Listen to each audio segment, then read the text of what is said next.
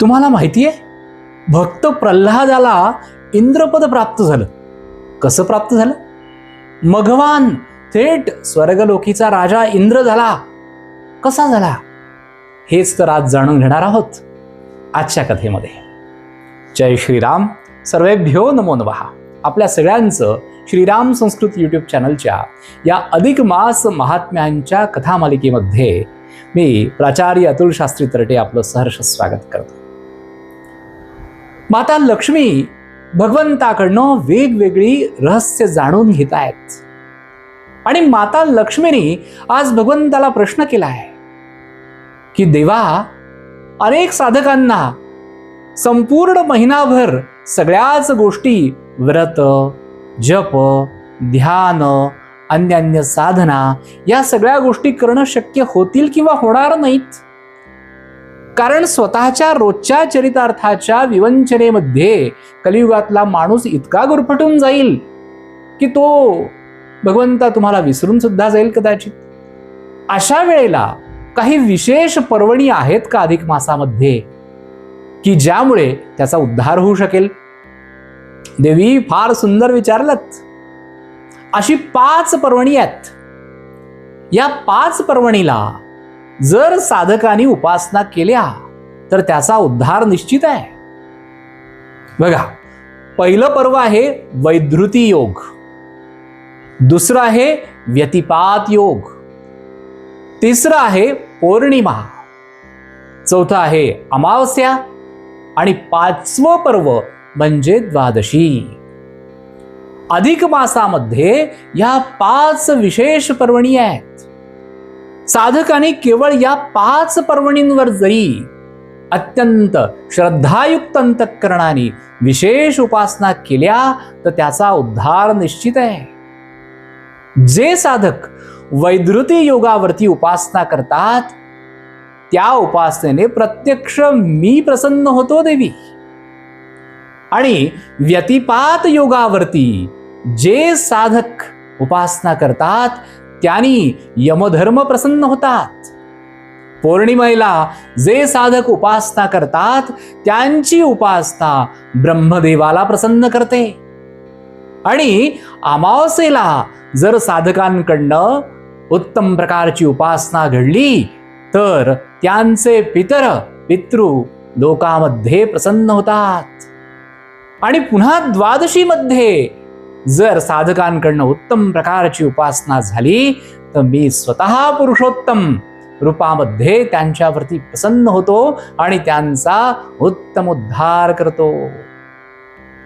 भगवंत एकापेक्षा एक रहस्य सांगतायत. हे महादेवी, तुम्हाला कल्पना नसेल, भक्त प्रल्हाद हा माझा अत्यंत उत्कट भक्त आहे हे तर सगळं विश्व जाणतं. परंतु त्याला इंद्रपद सुद्धा प्राप्त झालं होतं. कसं झालं? तर वैधृती योगावरती भक्त प्रल्हादाने उत्तम प्रकारची उपासना केली, दान दिली आणि त्यामुळे भक्त प्रल्हादाला स्वर्ग मिळाला.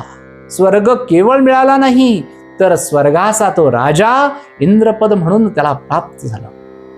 मघवानाने सुद्धा याच योगावरती अनेक दान दिली होती आणि ते पुण्य फळाला आलं म्हणून त्याला स्वर्गाचं इंद्रपद प्राप्त झालं.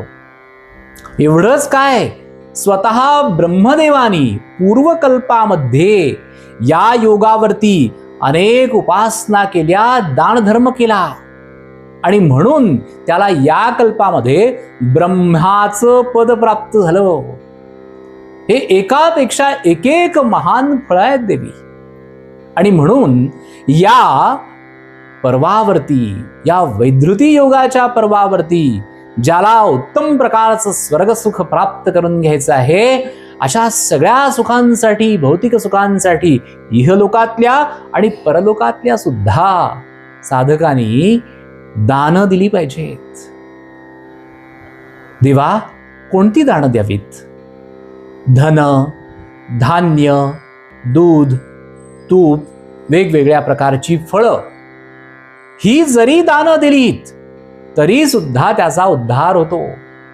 आणि या योगावरती तो जितकी अधिकाधिक साधना करेल त्याने त्याचं अंतःकरण शुद्ध होईल. अंतःकरण शुद्ध झालं तर भगवंताच्या चरणांशी त्याचं चित्त एकाग्र होईल. आणि चित्त एकाग्र झाला तर त्याच्यातला अहंकार, षडरिपू या सगळ्या गोष्टींचा हळूहळू निपात होईल आणि तो भगवंताशी समरूप होईल. आणि म्हणून या वैद्युती योगावरती देवी साधकांनी अधिकाधिक उपासना केल्या पाहिजेत, दानं दिली पाहिजेत. दानांचं आपल्याकडे अत्यंतिक महत्व आहे. दुसरा व्यतिपात योग हा सुद्धा सूर्यचंद्राच्या विशिष्ट स्थितीमुळे निर्माण होतो. आणि व्यतिपात योगावरती जर उत्तम प्रकारची दानं दिली, सुवर्णदान केलं, रजतदान केलं, गोदान केलं, एवढंच काय तर अगदी 13 केळी दान केल्या, 13 वेगवेगळ्या प्रकारच्या फळांचं दान केलं तर साधकाला उत्तम प्रकारचं फळ प्राप्त होतो. आणि या व्यतिपात योगावरच्या उपासनेमुळे साक्षात तो यमधर्म प्रसन्न होतो. अमावस्येचं, पौर्णिमेचं सुद्धा अत्यंतिक महत्व आहे. पौर्णिमा ही सगळ्या देवतांची आवडती तिथी आहे. आणि म्हणून ब्रह्मदेवाला प्रसन्न ज्यांना करायचं आहे त्या साधकांनी आपल्याला जे काही हवंय ते ब्रह्मदेवाकडनं जर प्राप्त करून घ्यायचं असेल तर या पौर्णिमेच्या तिथीला आणि त्यातल्या त्यात पुरुषोत्तम मासातल्या पौर्णिमेच्या तिथीला भगवंताला प्रसन्न करण्यासाठी अधिकाधिक नित्य वासना करायची आहे आणि दानं द्यायची आहेत. वेगवेगळ्या दानांची वेगवेगळी फळं आहेत.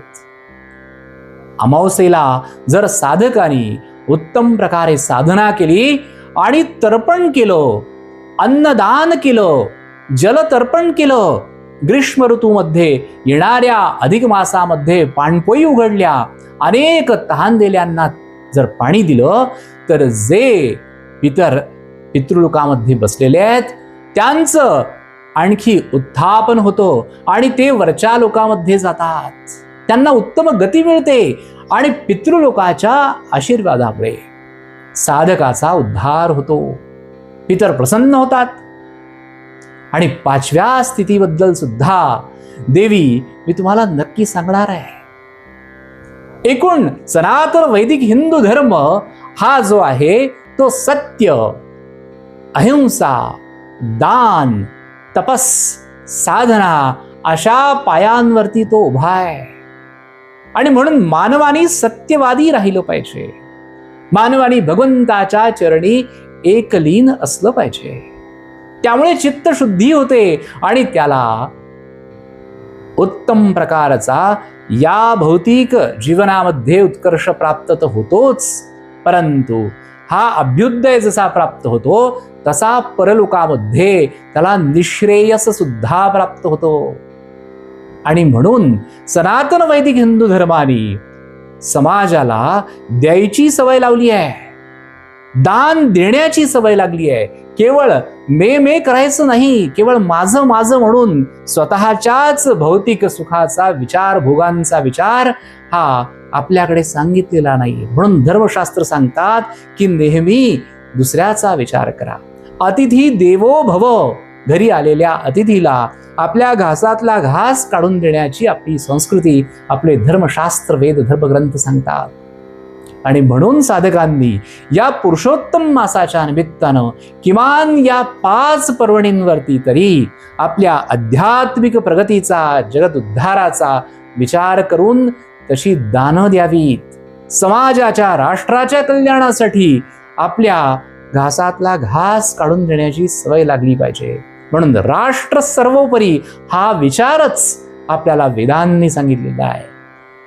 म्हणून जसं मातृदेवो भव, पितृदेवो भव, आचार्य देवो भव आणि राष्ट्रदेवो भव हे आपल्या अंतःकरणामध्ये साठवून तसं आचरण या पुरुषोत्तम मासाच्या निमित्ताने आपण करूयात.